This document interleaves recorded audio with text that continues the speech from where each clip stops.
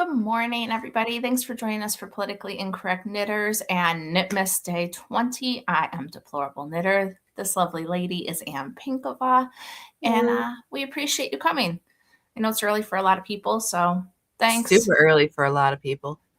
It's super early for Ann, but I discovered that I had to clean 2 houses today instead of 1. So I said, hey, I need more time. We got to go soon. Yes. It was poor planning on my part, but thank you all for indulging me. But since it is a regular show, before we get started, I'd like to tell you about our sponsor.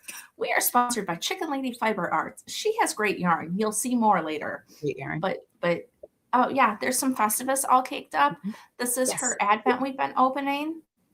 It is gorgeous. She has great yarns, and you can use the code PIK Omelet to get 20% off of your order of $50 or more when you go to chickenladyfiberarts.com. And if you sign up for her newsletter, sometimes she'll throw in an extra code or give you a sneak preview or something. Codes stack. So like if she does a free shipping and you're doing our 20% off, then it's like a win for you. And Super deal. You might get like the line on one of a kind colorway that's like your colors. If you get the newsletter, and you might be able to snag it before other people, because sometimes I forget to open my newsletter and I see one of a kind colorway and then it's gone before I can get to it because I'm doing something else. And by the time I look, I missed it. So you don't want that to happen. You want to be that guy. Great yarns, right? So follow chickenladyfiberarts.com. You want to use the code PIK Omelet to get 20% off of order of $50 or more, because she's cool and we like her. I think I may have seen her in the chat, maybe not. Oh, maybe. No, I didn't. She's pretty good. She put out a new it's pretty early podcast. For her. Yeah, it is. Pretty early for everybody, as you said. Oh, there it is. Sorry. And she put out a new podcast episode yesterday too. Oh, good. I missed it. I was working. That's my excuse for everything. Oh yeah, her socks. They're also great. Her socks. I know we keep talking about her socks, but it's like because her socks are awesome. Mr. Chicken Lady has a sock machine where he hand cranks these. But also, okay, it's Christmas. You have 42 million things to do. You know what you want to give somebody? High quality socks. You know what you really want someone to do? Knit them for you. So on beautiful hand-dyed and reinforced yarn, you choose your size, you choose your cuff length, and they're lovely, they're stretchy, they're ribbed. They're everything you want in a sock. Hardy, beautiful wool. And yeah. Yeah, and I think, I know in the past she's done it, but I think if you have your own sock yarn and you're like me and you're like, I don't knit socks, but I want this to be socks, I think that she works with you for that too. So like. Right. Yeah, you can send it to her and she'll do that. If you're like, this is so lovely and I'm never going to get to this. Please. She's very good at that. And also our code works for socks too. So yes, that is why Ann is telling you about socks, because it is fabulous and wonderful. So especially when it's this time of year where it's Christmas and Christmas is happy, and then right after Christmas when it's January and January sucks and it's so cold and you want warm socks. So we had the so cold already, and now it's in the 40s again, and I feel very confused. It's very strange. I'm not a fan. That's okay. But you want warm socks for those days where it is -5 like it was here last week. So do it. Talk to Chicken Lady. And she's always so cool. If you have a question or whatever, just ask her, because she's that kind of person. Yeah, or if you need a sweater quantity of something, and sometimes you're on your website and you do the pull down menu and there's only so many listed, and you're like, oh no, there's only 2 here and I want 5. Email her. Lynn's very cool about that. Yep. So -5 is not a temperature. That's a store name or something. Well, it's also a temperature, unfortunately, that I sometimes see, and Ann I think sees more often, unfortunately. Yeah. It gets cold there, right? It gets very cold. Yes. I was going to say, I remember when we first started being friends and you told me that you guys plug in your cars, and I'm like, what the hell is that? It's a thing because it gets that cold there. So that's not something I've ever had to deal with, thank God. Yeah, though very happily, I had a different vehicle from the one that I had when we first started the show because that one loved to die. It did not want to survive any bit of cold, and it's like I can't do it. And my car currently does much better, which is great. Well, that's good because there's nothing worse than a car dying unless it's dying in -5 weather, and then that is worse. I won't say a lovely memory, but it was one night after work and the sun was down and the wind was just driving and cutting and miserable. And my car had died. And very luckily, my boss at the time came over to help me to give me a jump. And anyways, and again, we are sitting there. It is blistering cold, just miserable. And I'm just like, I'm so sorry. I'm so sorry. I'm so sorry the whole time trying to get my stupid car started. Right, but that's how it is. And it's nice that somebody was there for you because before I had my husband, I remember locking my keys in the car in the winter and I was like waiting for AAA out in the cold and it was miserable. And, at least you weren't alone, Yeah. But so, yeah, lovely stories of winters past. I don't have any knitting to show. That cabled hat that I need to have done like yesterday is still not done, so that's fun. Tomorrow I've got to do pizzelles. It's my anniversary. So anniversary. Thank you. There was discussions about going out to get Mexican, but if I have to do all the pizzelles, I might just stay home and knit and bake cookies. So we'll see. But yeah, so that's what's happening here. I have nothing to show. Hi. That migraine put me behind. Yeah. I'm almost caught up. The knitting's the last thing I've really got to get on. So I haven't grabbed my sweater, which is finished, which I probably should for a regular show. But I've been worked on this. Oh, that's nice. It's just 2x2 ribbing, which means it's super fast. And and I'm doing it for last minute Christmas gifts because who plans that on time? I've got one that's just 2x2 ribbing also. It was supposed to have cables on it, but maybe I should just finish the ribbing and call it a day. That's true. Know what I mean? Here, one second. Let me look. Oh yeah, it's Tara's anniversary too. I forgot that we have the same one. Not to each other, obviously, but married to different people in case it was unclear. I think that she's been married a bit longer than I am because I'm pretty sure that that's the case. But still exciting.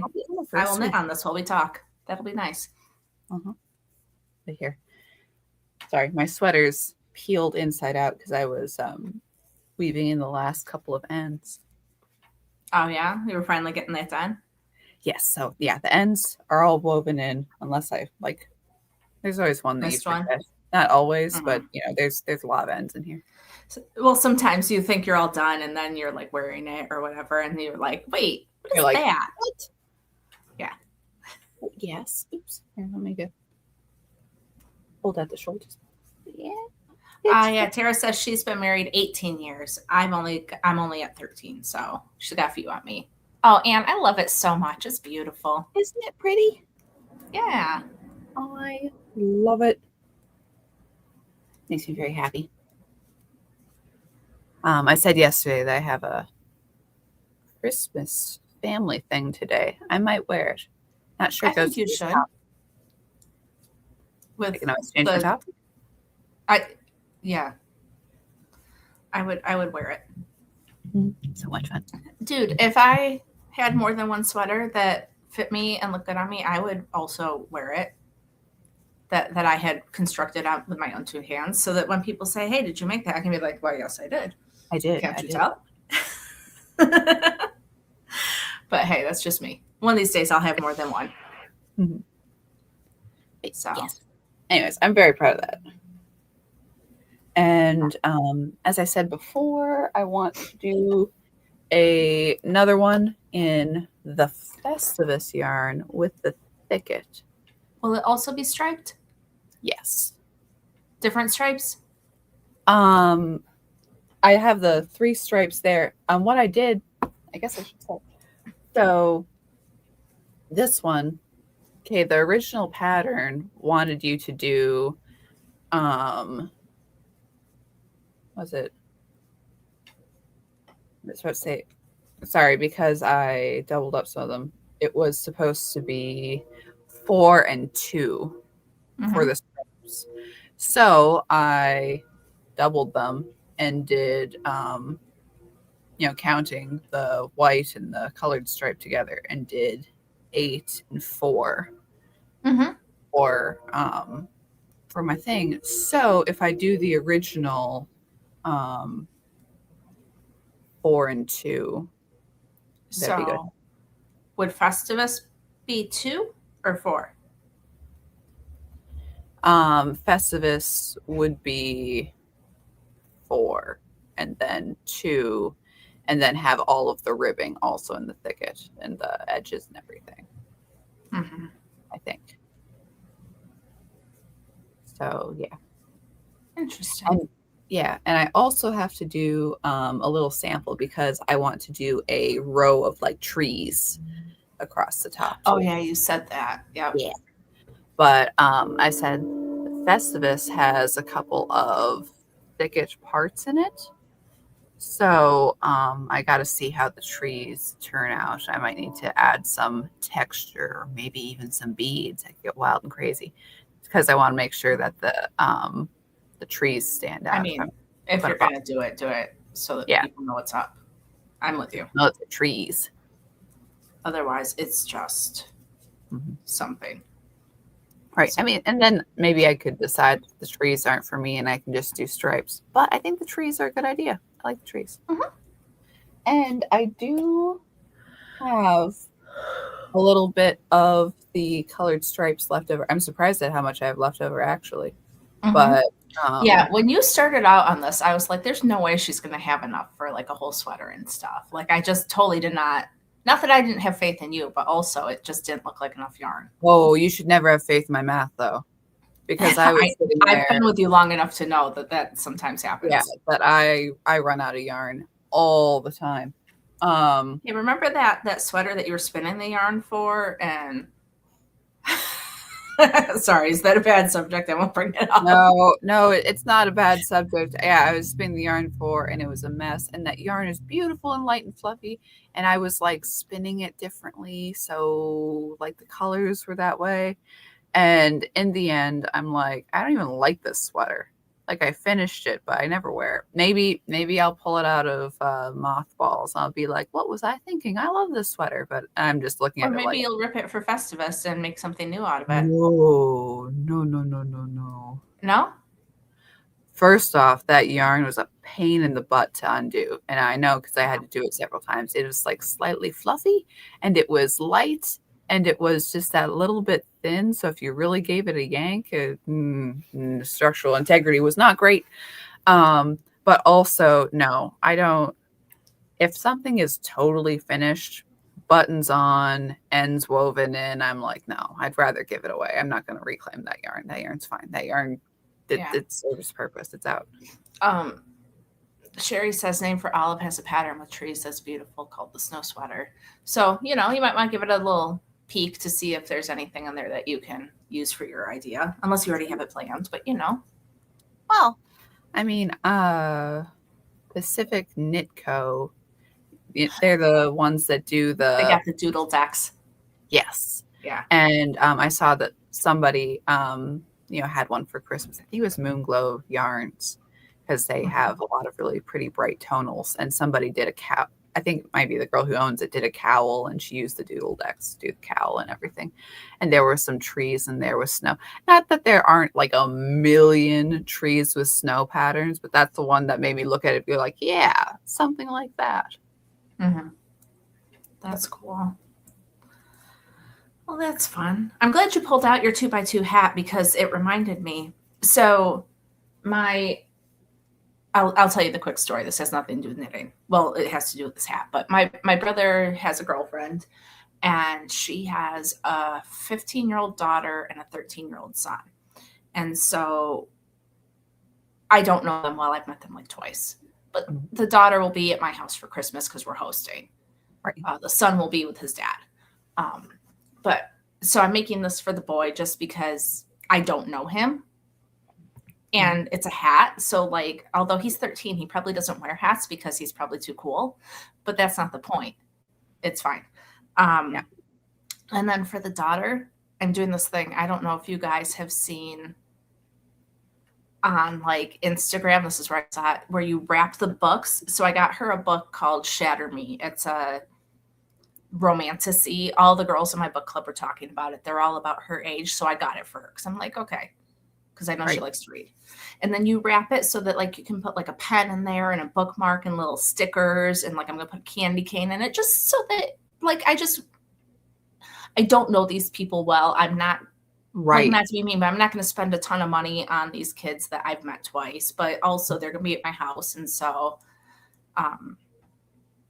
anyway, yeah, that's what's happening. So but at first I didn't even think about giving the boy something because he's not going to be at my house. And I'm like, well, I have to give the girl something. We'll be doing presents. And then I was talking about mom, and she's like, no, you have to give both kids something. And I'm like, yeah, you're right. Like that would be just awful. Right. Well, like this hat, I'm sitting here going like, oh no, because like I said before, my sister-in-law, her family is coming for Christmas.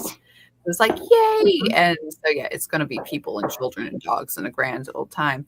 But I wasn't going, but specifically, I mean, some of her more extended family too. But I'm sitting there, I'm like, okay, I should probably get something for, at least her parents and her brother and her wife. Not like the whole extended cousin clan and aunts and everything. I don't really know.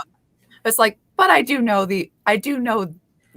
my sister-in-law's immediate family. So it's like, yeah, I should do something that would be nice. Yep. They're spending the time here. So I will probably not get it all done in time, but yeah, I'm like, I have faith. Oh, thank you. Thank you for having faith in me. But yeah, I at least I can put one orange hat in. Texas Cheap Lady said in a square or two of Ghirardelli the chocolate. That's a good idea. I'll probably throw in a couple little something, because that is nice, a little extra. But yeah, it's hard. And it's weird because I'm thinking about it and I'm like, this kid's not going to wear this hat, right? Maybe I won't give him this hat. I'm not sure yet. But the whole book thing, I probably spent less than $10 on. And honestly, like retail of this that I'm like, oh, I could just put that up for him would be like wicked expensive. And here I am like, oh, I know. Fast has the flu. I hope you feel better. Sorry. Yeah, that's terrible. Sorry. But yeah, it's the same way for, these hats. So it's like, oh, I'll just get them something, small. It's like, if I went to the store and I was getting somebody something small, what would I do? Well, maybe one of those mug hot chocolate sets or, something like that. And it's like, this is actually much more yarn and time and effort than my, something small. But hopefully, they like it though. And they're people I haven't knit for before. That's nice too. Yeah. So I don't remember if I gave his girlfriend anything last year. It's hard to remember because they were dating for a while, but because she had kids, the whole family, we didn't do the whole meeting the family thing for a while because they were kind of low key. Yeah. So it is what it is. But anyway, we should probably move on to other things because we have a lot to cover. We have a lot of news today. Because we have our news and we have our advents and we have, lots of things. Sure. Oh, do you want to do knitting news first? Sure. Do you want me to do it? Sure. So our friend Neil over at Black Magazine has decided that he is no longer going to continue the magazine. It's a lot for one person. And so he is... Issue 24 is the last issue. So do check it out. That's some lovely hats. I know that he's planning on renewing the website for a year. So just take your time, go over, check out the articles, check out the patterns, to get what you wanted from it, so that you download the ones off that you want. Yeah. Yep. The old ones will be there for a year. So I'm pretty sure that once he stops renewing the website, they will be gone. So go download anything you want. And the website Yumpu, or however that's pronounced, that the magazine is off. Okay, when you click on the website, it will be like, oh, you should pay for the website, you should do this and that. Do not listen. Do not listen to the website. The website's lying to you. Click through. You don't have to pay for anything. It's still a free magazine. Don't worry about it. Yep. Yep. So yeah, that's gone on. So good luck to Neil and whatever he plans on doing next. I think he's got other plans. So it's a pity. Block Magazine is an institution. Yeah, I mean, he was doing it for what, 3 or 4 years? I mean, it was a while. I know. Which is a long time to do it. I don't begrudge that, but yeah, it's a lot. Yeah. So, but we just wanted to make sure everybody knows so that they can get, because there are some great patterns in there. There were some really great articles. So, make sure you check it out and get the things that you wanted from it so you don't miss out. And like I said, it'll be there for, I think he said about a year, but I mean, I wouldn't wait because you know how things go. You mean to do it for a year and then, I don't know, 6 months later, something happens and just make sure you don't miss out. Yeah, something goes funny with the website. You're me and you forget you meant to do it and then it's time's up and you didn't ever did it. So you're like, all of that. So after Tom Lehrer died a couple months ago, I've only found out, sorry, not to bring the I'm sorry, who's Tom Lehrer? The guy who did Poisoning Pigeons in the Park. Oh yeah, okay. Anyways, you say it like I knew who he was the first place. Okay. Oh, sorry. Which was kind of, when I mentioned, and the guy died at 97. So, I mean, at that point, I don't know that anyone knew he was alive, but good for him for, living that long. Had a wild career. Anyways, but after that, they're like, oh, doesn't everybody know that all of his songs and sheet music is free online on his website? And he had done this like 5 years ago or so. And maybe longer than that, maybe closer to 10. Anyways, and the website has this little banner saying like, here, please, music is here. You can download the files. You can download the sheet music. Here's the lyrics. And he's like, please, please, please do not send me money for all of this. I'm done. And I download it fast because I might not renew the website. And like, that was his banner on that. Yep. Anyway, so plan ahead, get the things you want. Somebody said they're going to take all the dish cloth patterns and make a throw out of them. Like, cool idea, neat things. So that's that. And then Anne was telling me, I want to get back to, we started to have a conversation before we went live. And then I'm like, no, we got to go live. I got a lot to do today. So Anne was telling me I missed out on some New York State news and I want her to give us the quick rundown of it. We're going to try to get through news quick because there's a lot of news. There's a lot of stuff. There's AmFest. There's stuff still coming out about the Bondi Beach case. But the news that I was talking about with DK is that Miss Kathy Hochul, governor of, I hate that chick. I know, governor of New York. You know how some people are a punch face? She's a punch face. Oh yeah. Like you see them and all you want to do is punch them in the face. Yes. I am not threatening her in any way. I'm just saying that her face makes me wish I could punch her. It gives a visceral reaction. Okay, sorry. But anyways, so she came out with this lovely syrupy thing about how she and the legislators just got together and they finally come to agreement to pass medical aid in dying for New York State. And here's the cute little logic fallacy. It in quotes, it isn't about shortening life. It's about shortening death for those who are terminally ill. You see, The thing is, when you're alive, you're alive. That you don't. So it's like, oh, you're shortening death. It's like, no, death is death and life is life. Don't do the little switch thing that suffering is death. Like, don't be playing those games, honey bun. Sorry. I mean, I don't know why I'm surprised, because it's coming out of California and stuff, and we always do what they do, right? Like, why am I even like remotely shocked?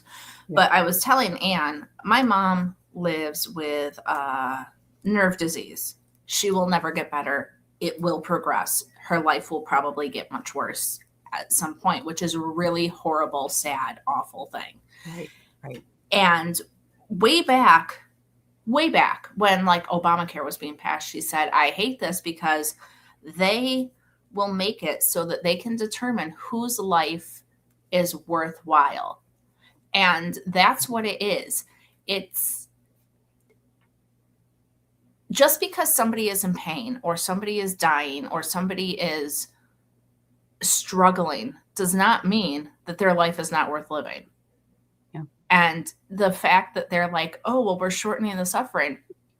My mom suffers every day, right? She doesn't tell me about it because she said, why? Why am I going to tell you every day that I hurt? I hurt every day. So why am I going to complain? That doesn't help me. It doesn't help you. It doesn't. Right. So you know what we do? She'll be having a bad day. My kids go and get in bed with her and play video games and watch shows. And those things help her feel better. And I know not everybody has family like that, but there's stuff you can do that it will not take the pain away, but it will help your life. And freaking the assholes in charge putting, it makes me so sad. Mm-hmm. Every life is worthwhile. Every life is worthwhile. And I mean, and then, you know, coming out of Canada, of course, that was the number I saw the other day. I forget what it was. I believe more people have died in Canada, and I don't know if it was overall gun deaths or if it was, you know, specifically if there's a specifier on, you know, rifle or pistol or whatever, but more deaths from MAID in Canada than gun deaths in America. And, you know, people are like, oh, this, oh, that. It's like, yeah, this is awful. And then we have, you have the NHS and England. It's like, oh, protect the NHS. But it very quickly becomes, how selfish of you for living. You know, you are just a wear and tear on the system. How dare you? But that stuff is still going through the Parliament in England. And in Canada, we have, you know, while this is going on, when medical assistance in dying is, you know, expanding in America, which definitely needs to be fought because it's an evil, evil thing. But in Canada, they're like, oh yeah, patient euthanized because he couldn't get chemo. Like, I'm sorry, it's gonna be too long. So if you could just, and also we're bringing euthanasia to inmates in prison. So if you could like stop, you know, being a wear and tear on the system, and there's 15 dead so far. Yeah. So yeah, and it is very much it's like, do you value life? Do you celebrate life? Are you with people through even the difficulty in life? Or is it push it to the side? I don't want to see it anymore. I don't know. It's very. It's. I think that there's just a different viewpoint. Some people feel like life is worthwhile, and then there are others who think that babies should be killed and people who are drained on the system and whatever. Iris, I'm very sorry about this, but she said she watched her mom die in front of her over a year. Every day was precious, and she wouldn't have traded the time she had with us. Every day she still read to us and watched us. She taught me how to sew as she died. I mean, I'm so sorry that you had to go through that, but also how wonderful that you had the time and you have those memories with her, even though she was failing. Right. It's right. And it wasn't it wasn't compounded by, medical pressure for death. Yeah. Yeah, it's guilting somebody for being alive and have it be a medical institution or a state institution is just horrendous. Yeah.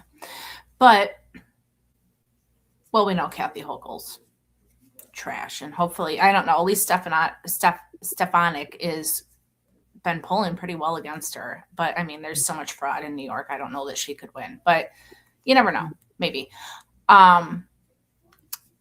But on an upside, did you see the press conference with the guy from Health and Human Services? He started off, men are men. Men cannot be women. Women are women. They cannot be men. Mm-hmm. Children are precious or whatever, and they don't deserve.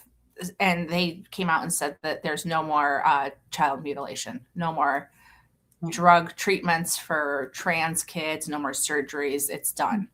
So at least that positive health thing that's been going on. Yeah. I didn't see that press conference, but Trump did a little video about the 250th anniversary. And it was funny that it sounds like they're no longer going to do it at the Iowa State Fairgrounds, that it's going to be done in DC. Okay. At least DC's closer to me. Hey, it's farther Although from I'm me. pretty sure my husband won't let me go to DC because, it's a trash hole. But we'll see. Well, I mean, I think they have the National Guard there and everything. But see, I'm a little bummed because Iowa is a little far, but in driving distance, DC makes me go like, oh, dang it. Come on, man. Hey, DC makes you go, hey, I'll fly to DK and we'll carpool. That's true. We'll have to conspire. I mean, we have a 5-seater and I have my 3 kids in the back. And poor Anne will have to sit in the middle because the kids will fight over who wants to sit next to her. Okay. Well, we'll have a lovely time. But yeah, I mean, and I understand that DC has a better infrastructure than maybe Iowa does, but still, I liked like I said, it was closer first of all, but I love the visit the heartland of America, go to the state fair, have a lovely time. Yeah. But anyways, so he was talking about it and that they're going to do the sports thing, that they're going to have, amateur sports leagues, and they're going to have a best athlete for girls and best athlete for boys. But in that, he said, is like, and they will really be girls. There are going to be no men in women's sports in this. We're not going to do that. Just like a little pause in the middle of everything else, which I don't know. It's one of those.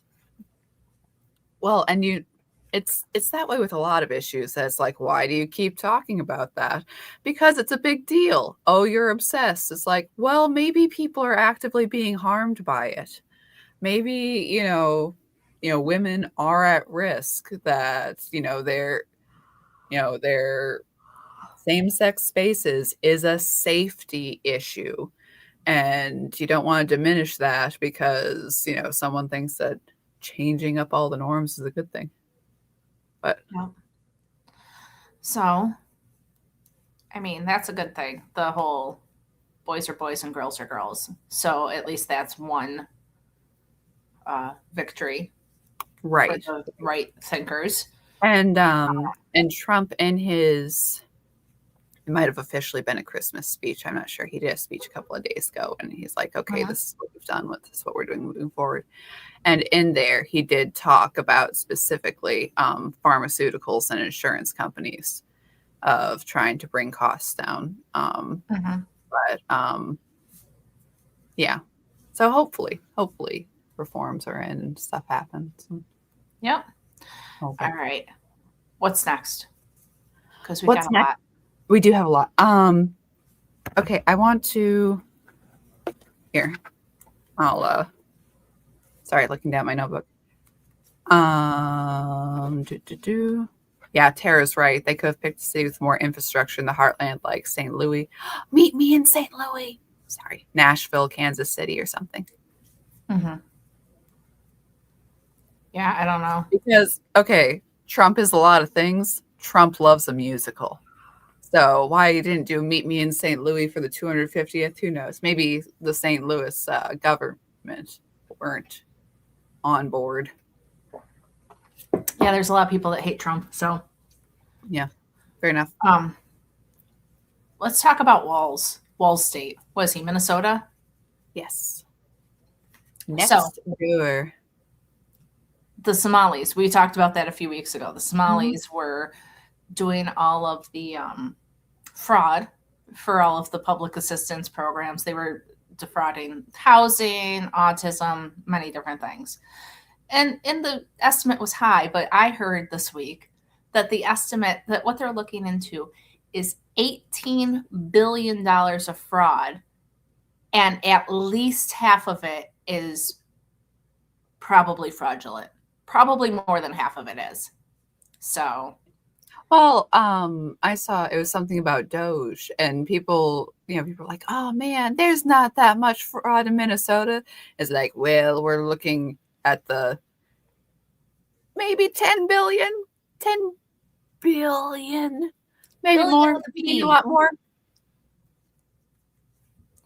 And it's all these people who are like, oh, Elon Musk has so much money. If he just gave some to everybody, we would all be rich.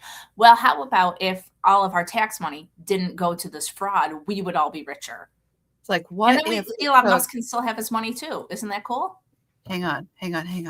Big brain moment. Oh, What if we took all of the okay. fraud and our taxpayer money that is now being funneled to terrorism, and then what if we put that towards the national debt? Drop in the bucket, I know, but we could probably get someplace. Still. Yeah, Iris is saying it's in Maine and Ohio too with the Somali fraud. I don't doubt it. I'm sure, dude. I'm sure that there's so much fraud here in New York. Oh yeah. There's a reason that the city can only stay afloat with us taxpayers up state. I was gonna say up north, but it's upstate, all of it. Freaking A, man. I was gonna tell you something else, but it's gone. So yeah, Somalis. Jamal still doesn't get it. But what I was listening to the other day was saying that he should be held accountable. Yeah. I mean, that's his state. That's the fraud that was going on in his state that they convinced that you can't say anything because if you do, you're racist. Mm-hmm. And so whoever is perpetuating this and allowing it to happen should be held accountable. Mm-hmm. Just saying. Yeah, and it's that thing too. I mean, and we got this with Biden and Kamala Harris and the rest of it, but it's Waltz is such a weird, goofy dude, like very Elmer Fudd like, and it's like, oh well, try to prosecute that guy. It's like trying to prosecute a cartoon character. It's like, no, he was very much the governor, really in charge, even when he does the whole, I didn't know. It's impossible. Who could ever implicate me? It's like, sorry, buddy, you actually were in charge for real. And you were able to do real leadership and fight real fraud if you had put in the effort here. It was him who took his hands off, if his hands were off. So let's do a little investigation and see.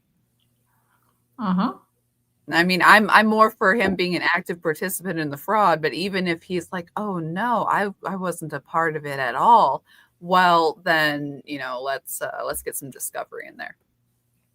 So he should be held accountable because when you hold people accountable, other people don't do the thing. The judge, I don't remember where she was from, but there was the judge who got the illegal out of her courtroom. She distracted ICE and smuggled the guy out the back door of her courtroom. Yeah. She just got found guilty. Yeah. And she could get up to 5 years in prison for doing that, for deflecting ICE and trying to get the guy out. And I think that's exactly what we need to start happening because when there are no consequences, people continue to do things. So if there are no consequences for all the fraud going on in Walls' state and nobody is held accountable that's higher up, then other states will continue to think, well, yeah, so they might find the fraud, but it's not that big of a deal. It's not going to affect us. Yeah. Just like with the judge. She's not the only judge that was held accountable for things like that. And it's great that they are holding, because it's just like regular bad guys. Once you see that there are consequences, it makes you second guess. Like, hey, they're really sending people to prison for this, or they're really whatever. It helps deter other people, I guess. Definitely. So, but anyway, yeah, like that was good news. Yeah, definitely. I like to have people that suck found guilty. Definitely. Iris said she thinks it was in Wisconsin. Could be. I don't quite remember. I didn't write it down. Mm-hmm. I was listening while I was working. So, but yeah, and brief English news. All the English news sucks. Sorry, guys. Sorry, England. Mm-hmm. But they're we're saying that it was a jury that convicted this judge. It was a jury trial, because jury trials are the normal thing across the West. They're standard for judicial law, and they are talking about abolishing them in England. No more jury trials, and oh, by the way, we can hold you for 2 years without a trial, is what they're talking about. Which is just terrifying, and ridiculous. Yeah. England, the birth of the modern government, the parliamentary system, the rule of law, the continuation of Greek and Roman tradition in England, and then further to America. And okay, England is in trouble right now, but the constitutional monarchy, even think what you will of monarchy, but let's focus on the constitutional parliamentary system, has been one of the wisest and greatest systems of governments. I mean, for America, but if you look at it throughout the rest of the world, okay, peace and prosperity and order have come out of parliamentary government systems. Now, there's no respect for rule of law, so everything kind of crumbles. But if we look at how things have been run across, England, Australia, Canada, the rest of them, again, they're in trouble now, but they're in trouble now because nobody respects the rule of law. The system itself is solid. And again, to have the mother of that be in such disarray, such evil. Mm-hmm. And then we have other things, sorry, not to talk about death. There's a lot of death on the docket today, and which makes, bringing light and, love of life more important. But with the inheritance taxes in Keir Starmer's England too, there are already reports, because the inheritance tax will go through specifically for farmers. So it's so high that they will lose their lands. And there are reports of farmers killing themselves so that the land goes to their children without that inheritance tax, before the inheritance tax goes through. It is that bad. That is horrifying.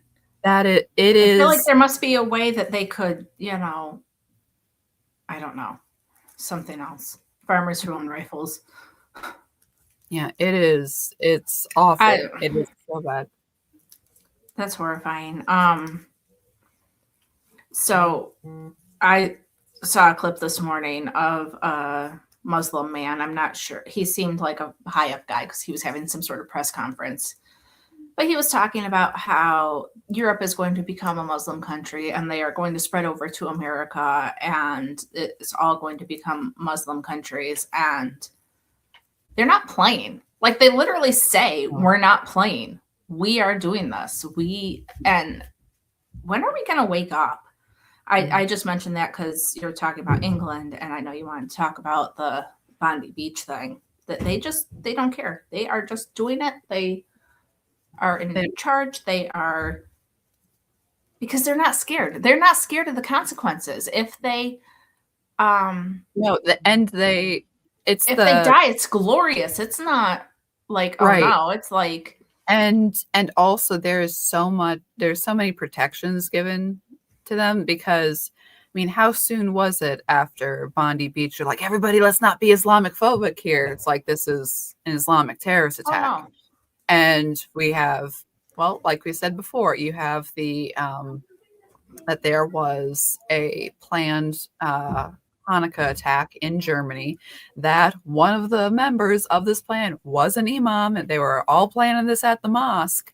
And we got to be like, oh, well, I mean, that could happen to anybody. That could, and also with, when are we going to do anything? It is very much, and I said this before, it's like, yes, you want to be trained, in America, we want to be armed. I mean, we want everybody to be armed, but, legally.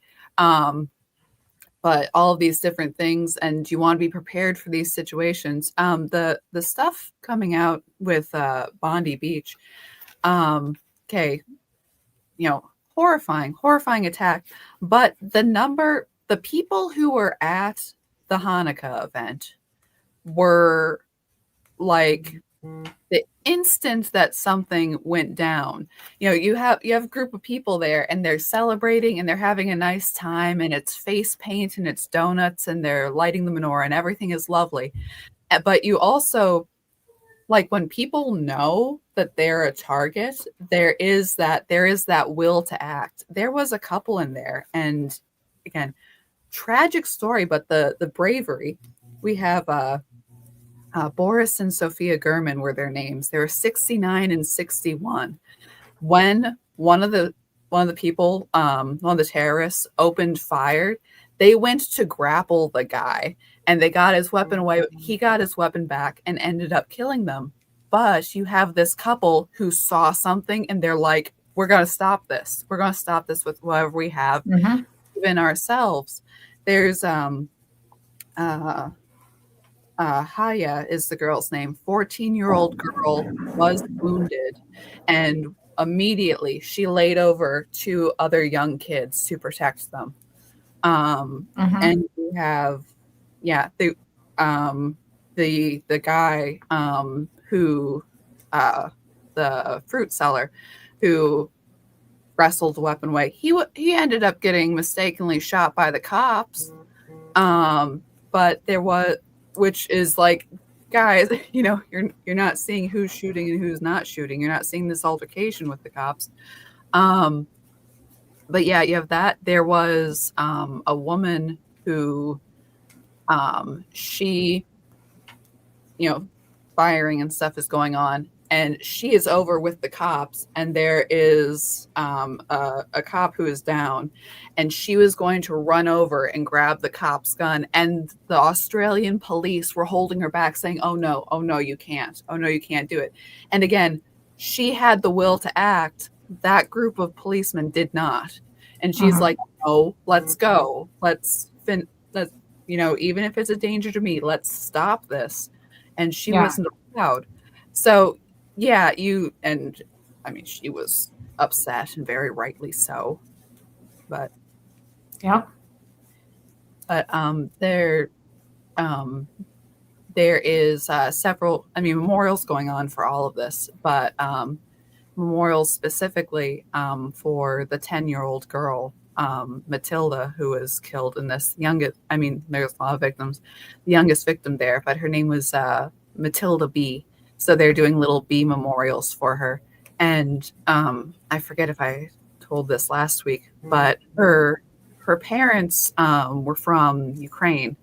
And when they moved to Australia, she's named Matilda because that is the most Australian name, Waltzing Matilda. So they said that she was going to be our first Australian. And then to have her now killed in this way. Mm-hmm. Yeah. Anyways, it's awful. It's all awful. Were there other stories that we had to hit on? Oh, the Brown shooter. Oh yeah. Got so the guy who did the Brown shooting, they know who he is. He killed himself when they were closing in. He was a student at Brown in 2000, 2001, and then he was here on a visa for like countries that don't have many immigrants here. Like that's how he was here in the States. He's from Portugal.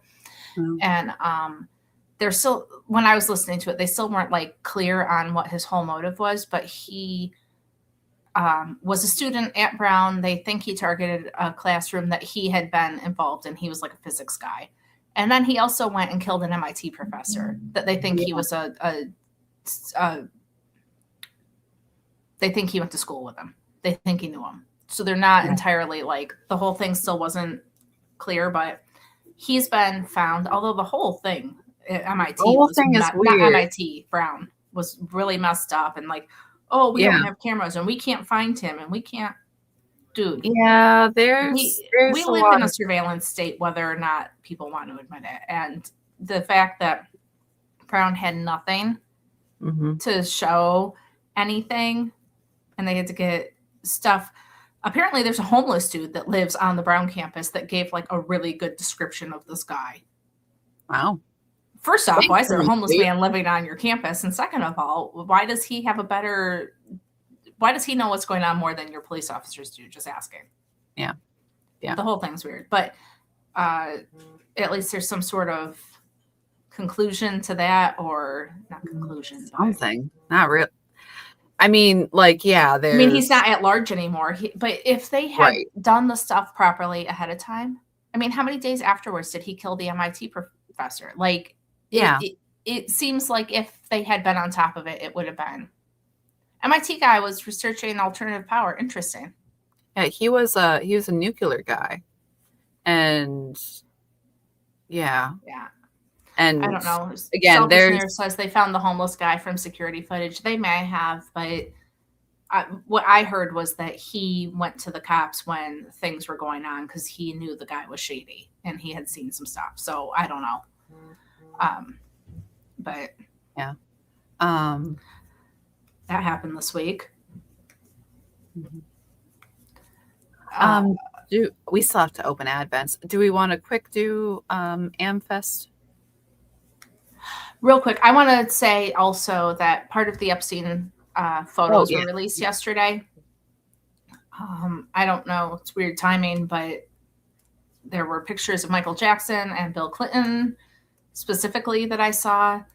And then I saw some photos of Trump with like young girls hanging on him. And I just want to caution people to be careful what they're watching, because if you look at the photo of Trump and Epstein sitting on a couch with the little girls, there's one girl whose arm is about 7 times longer than it should be, like wrapping around Trump, and Epstein has no legs.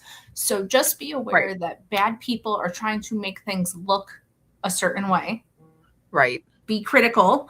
I did see one photo where they're like, this is a photo of Trump, and then all the, girls, women's face were blocked out. It was a photo from him when he was doing the Miss America, Miss Universe stuff. Okay. Nice. So it's like what is he doing with all these blocked out faced, very well dressed women? It's like, that's what this is from. This is not, there's no reason to black out their faces. Yeah. Trump also used to run pageants. So there's going to be pics of him with attractive women in groups. Yes, exactly. But some of the stuff is coming out. I'd say pay attention to it, but just vet your resources, because I saw one person that I trust put out the photos, and then I went on Instagram and I just searched, and there was a lot of like really weird stuff that wasn't verified. And so just be careful. Okay. So that was my that. And then Ann wants to talk about Amfest. We're going to do it quick because we got We Well, got life to do. I know there. Okay, so there's the infighting Amphis, but in connection with what we are saying previously with Bonny Beach, so there was a survivor from October 7th that he was held captive in Gazan tunnels for 505 days. Omar Shamtov is his name, and he was talking about it, and his speech was incredible, and he talked. I mean, he talked about how Trump was the one really fighting for these hostages, but he also just talked with him, that he was held in isolation. He was held, in almost complete darkness. I mean, there was light at some point, but again, no day, no night, tunnel, stuffy air, and just barely any food and water. And he was talking about how that he had never been religious, never talked to God before, but having being in such isolation that he really came to prayer and came to praying to God and thankfulness for everything he did have for his life, for even the miserable circumstances that that he was given food and water, and just like praying through all of that in order to survive. And and again, it is really the difference between valuing life and valuing death. And again, that gratefulness that that you have, even in misery, having the opportunity to live is a wonderful thing. So that's our uplifting part of Amfest. At the other side, not the other side, but okay, I've said before that I am not a particular fan of Ben Shapiro. That I don't watch his show or anything, but he has been on fire in the past couple of days. He gave a really great speech to the Heritage Foundation, and part of his speech is that he did, he really laid out what is the duty of a political commentator and what is their duty to their audience, what is, what ought to be their standards. And it was, he's like, this is my job and this is what it ought to be. Not, that you have to not just have mere speculation, but you have to back it up with facts and you have to propose real solutions. You can't just go, oh, it's all over. America is done every day, because America is still the best country in the world, still the best hope we have. And we still are in control of our own futures. And there's people who will say, no, you're not. No, you're not. It's all over. It's a lie. But it's very much the mentality of life, the mentality of death, the mentality of you have free will and you have the will and power to change your futures, to this nihilistic fatalism. You're not in control of your own life. You can do nothing. People are working against you. You're defeated. You're down. You have nothing. People who are successful, they're successful because they cheated and the deck is stacked. It's the two thoughts there, and it's like we are going to tell people the truth, and we're going to tell people how to build towards a better life. We are not going to give in to defeat, and we're not going to, and it's very and the way you think about things and how anyways, so Ben Shapiro did a very clear, and then he also very clearly was calling people out and saying, this is not the way we should go. This is the way we should go. And so he did that at the Heritage Foundation. And then he did it again at AmFest. And he was very clear and very, as the Babylon Bee joked, that he did a 3-hour speech in 7 minutes. I think it was really more about 22 because, so high and fast talks. But yeah, and then he did call out the Candace thing. He did say, is like, oh, the whole, and the people who aren't calling out Candace or Nick Fuentes or the other ones who are buddying up to them. And it's the double think of, oh, well, I just said this when they mean all of this. And when you're like, I'm sorry, you're leaning all this way all the time. They're like, oh, well, I didn't say that. And and again, Tucker Carlson mentioned Mick and Kelly, mentioned Steve Bannon. Steve Bannon, who was PR guy for Jeffrey Epstein and kept trying to get Trump closer to Epstein. And, immediately, so after, this Steve Bannon and Tucker Carlson also did speeches, Tucker couldn't get the ground beneath him, that he was very, everywhere. And he immediately went from whatever his prepared speech was, but he immediately went to, I can't believe that anybody would dare to want to deplatform me on a Charlie Kirk event. And then right after, it's like, how dare anyone try to deplatform you? It's like, nobody was saying to deplatform you. If you're not invited to an event, that is not deplatforming. Deplatforming is taking away your platform. Your ability to speak on something. Right. But no way. Nobody's taking you off Twitter. But it was immediately, well, he wants to cancel me. Well, he wants to deplatform me. Well, he doesn't want to debate me. When Ben Shapiro has asked Tucker Carlson to debate and he refused, and we have all of these little issues. Well, not little issues, but he changed the conversation immediately. And also he changed the conversation into well, you're not loyal and you don't love conservatism and you're trying to undermine me. And again, it was scattered, but it was also like, and then it was, Tucker's like, oh, well, they want people to denounce me, but I wouldn't denounce my brother if he went on a drug-fueled murder spree. I'm like, maybe you should denounce your brother if he did that. And his brother's also nuts. But it was this loyalty thing. And then it was immediately Tucker went back to the old things he did before, that Israel is killing children and nobody should want anybody to kill children. And it's like, dude, buddy, and that it's Christian pastors who are telling their congregations to love Israel and they support killing children through that. And it is the same old, just awful, awful stuff. And Tucker will sit there and be like, but I'm on the side of good. Don't you think so? It's like, no, you're not. No, you're not, bud. No. Yeah. So I think Ben Shapiro's speech was good. I saw parts of it. I didn't see the whole thing. I really, really hate all of this infighting, though. I think that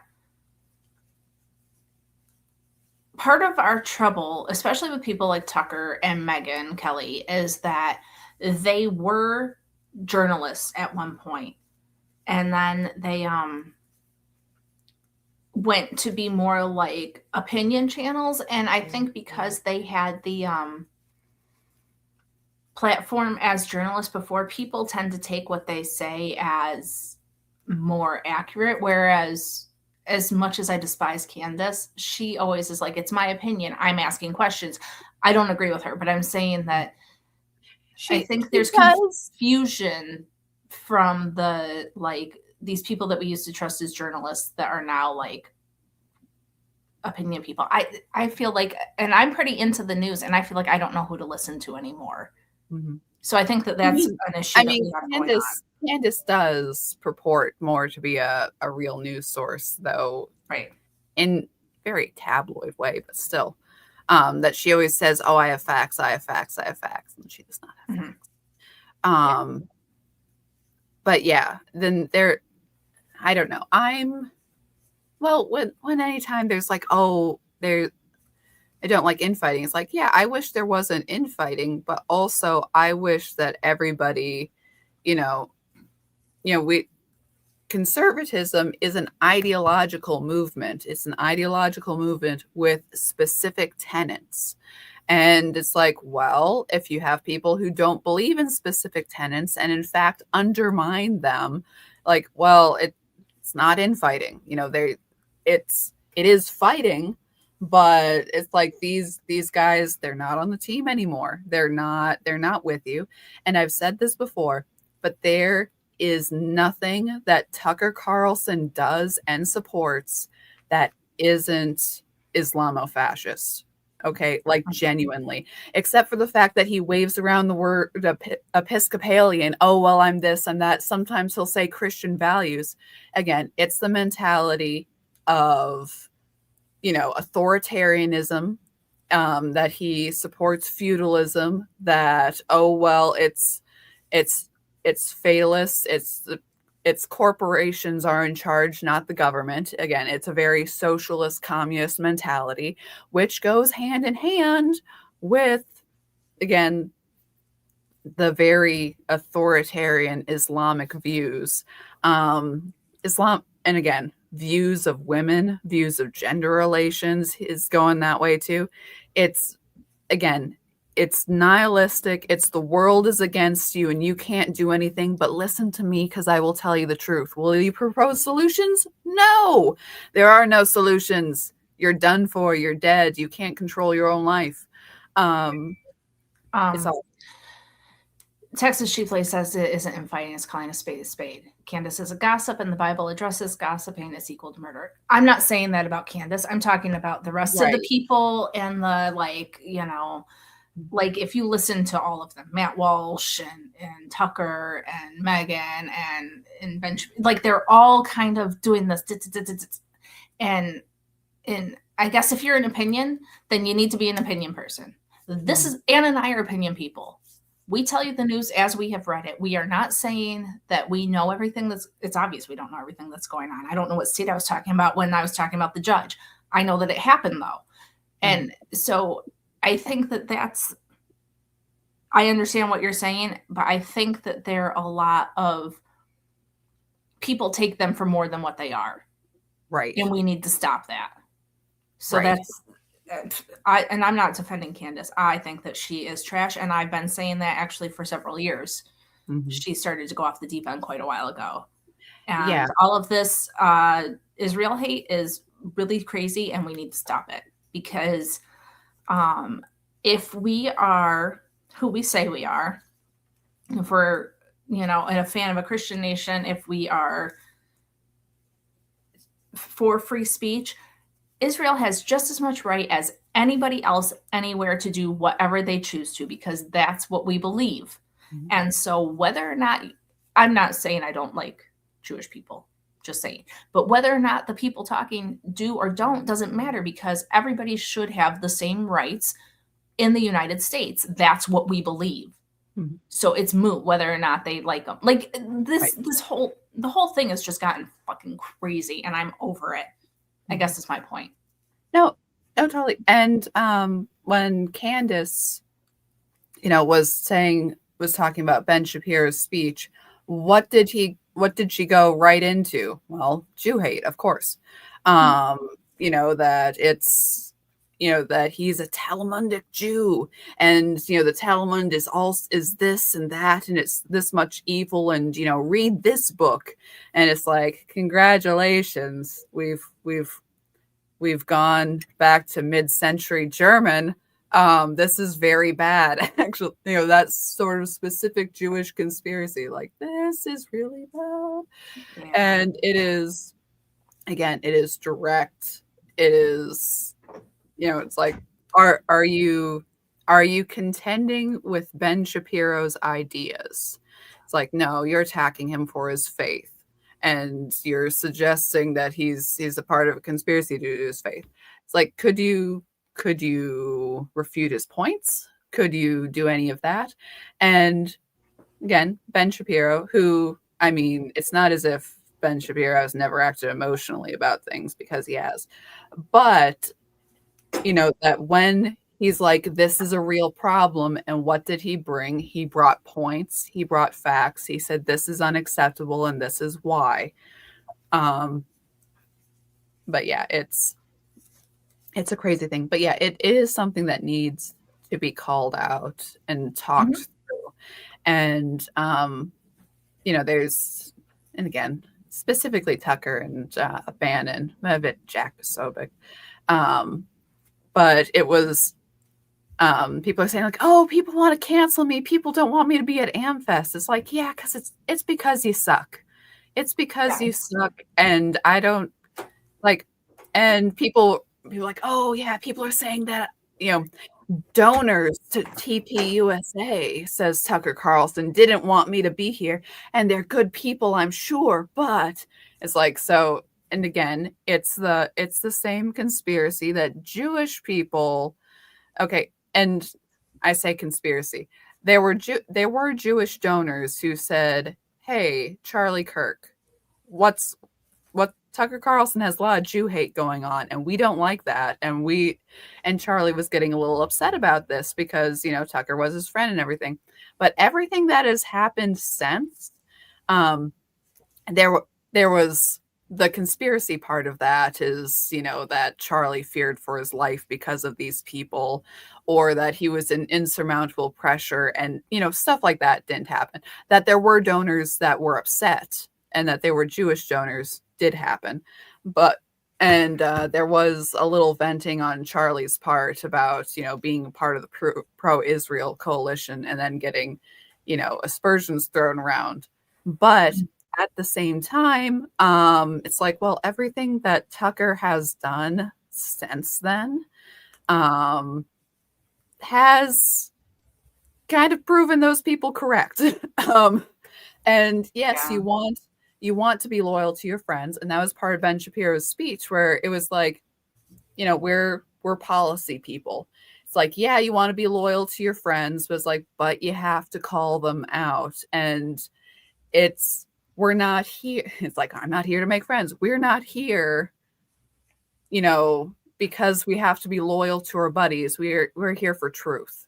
We're here for what happened. And if truth makes us disloyal, in big air quotes, to our friends, it's like, well, we should, like a plumb line, we should be hanging from the truth.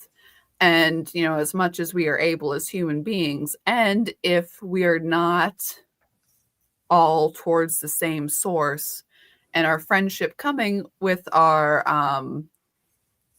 adherence to that, with our, we have shared principles and therefore we are friends, then it's not, again, then it's all personality, and it's all buddy, and it's who's going to whose cocktail party. And that's not, it's like, that's great for your friends. That's not great for the conservative movement. The conservative movement should be about principle. I agree. So.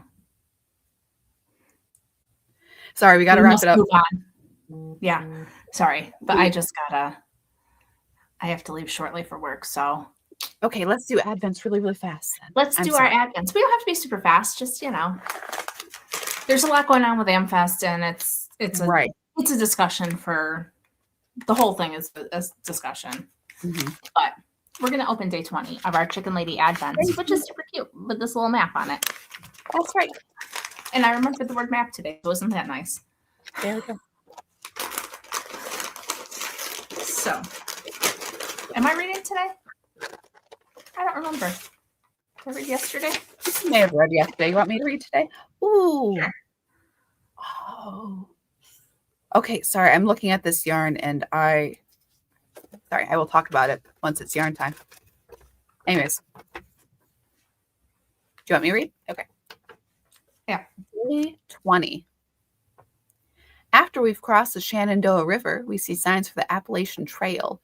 The 2,198-mile trail goes through 14 states, and Virginia has almost 1/4 of that length.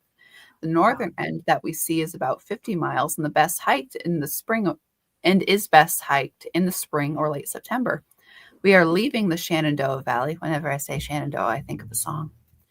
And crossing into the northern Virginia region of the state. Lots of rolling hills, and the winding, curvy 2 lanes of US 50 has many sharp turns. Locals sometimes say you can meet yourself coming because of these switchbacks. Middleburg is the next town and is known as the horse and hunt capital. The Red Fox Inn and Tavern, built in 1728, is said to be the oldest continuously running inns in America. We're going to stop at the Salamander Resort and Spa, 340 acres of nature hikes, archery, zip lining, spa treatments, and 25 acres dedicated to horseback riding. Choose your adventure for the evening and be sure to bring your yarn. Cool. Look at how pretty this is. It's a beautiful photo. Yep. So, all right. I have not looked at my yarn yet. You should, because it's beautiful. I'm gonna. Oh, it is really pretty. It brings the pink from yesterday and the green, but it makes it darker. Like the pink's not necessarily darker, but the greens, there's deeper greens in there. Yeah, it's, well, like you said, it's very similar to yesterday, but there's these greens and brown. I really like it. It's very, I don't know, like very pretty. There's a lot for Christmas stuff lately. There's a lot of very pink and candy houses. And the light pink and green remind me of that, but this is, again, a little spruce mixed in there. Yeah. But so it is beautiful. If you look at it with yesterday's, it's very pretty. They're similar. They obviously go together, but they complement each other. Holy moly, look at all the yarns we got. I know. You're so rich in yarn. Very beautiful this today. Very, very beautiful. So, yep. But there's that. And here, let me open up my little AI book for the day. See what that is. Some people were disappointed that yesterday's book was actually proper. Like we started to look forward to the nonsense. They're like, I'm sorry, this is. I think I got this book already. Hang on. Okay. Hang on. The AI books have reached a new level of stupid because today is Anne of Green Gables by we talked about that. Well, maybe it's because those are just letters and shit. They're all shoved together. But yeah, I'm pretty sure there's already Anne of Green Gables on this tree. Hang on, that's awesome. I feel like we've talked about it, but it is possible that it is a different book because the author is obviously not the same. Yes. So here, Call of the Wild from yesterday. I mean, obviously it's a different book. Maybe they meant it. Anne of Avonlea. Let me take a look at my tree. Let's see. We got Little Princess, Grimm Fairy Tales, Persuasion, Wonderful World of Oz, Secret Garden, Christmas Carol, Count of Monte Cristo. Who's over here? Romeo and Juliet, Wuthering Heights, Pride and Prejudice. I did Wind of the Willows, Grimm's Fairy Tale, Little Women, 20,000 Leagues Under the Sea. No, Jane Eyre. I am almost certain that there is an Anne of Green Gables on this tree. Treasure Island. Maybe not. Maybe I missed it. I feel like we did talk about it, but it's possible that we did talk about it though. And again, I could be wrong. Maybe I got it confused with Little Women or something. Maybe we just talked about it because it happened. I will look though, and I will count these little books. Yeah, because now the people want to know.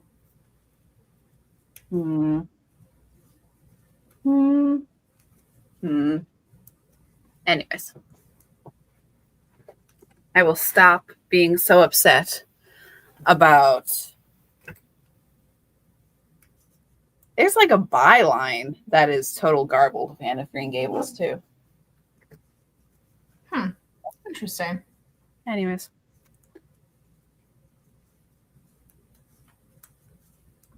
But yes. The front's pretty though, besides the fact that it's by It's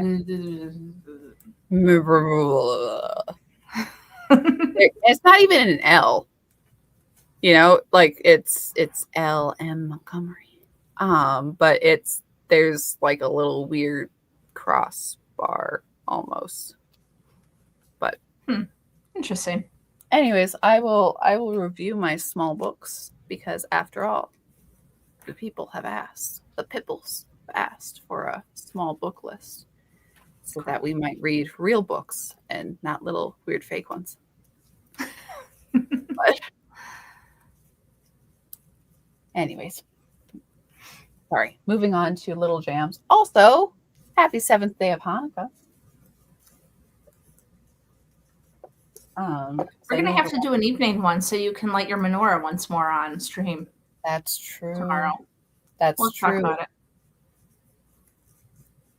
Yeah. Because Sunday nights Anne doesn't like to be with us. She prefers to be with her real family. But we'll talk. Well, not to be particular. But yeah, we should figure something out for that though. Okay, today's little trite phrase is make new memories.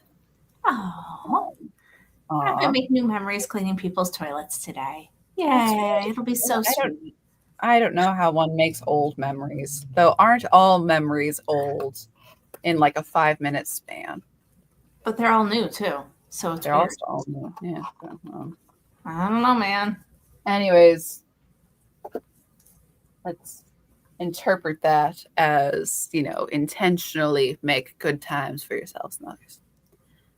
And make new memories. Sounds like a plan. Yeah. Do something pleasant you'll remember. Today's, I don't know how to pronounce that. Okay, today's jam is peach blackcurrant in Sichuan pepper spread.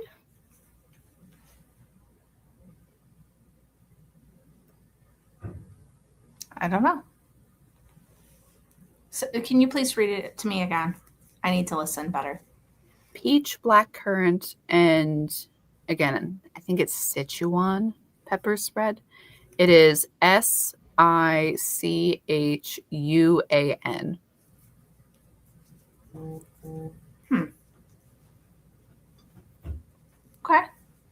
Okay.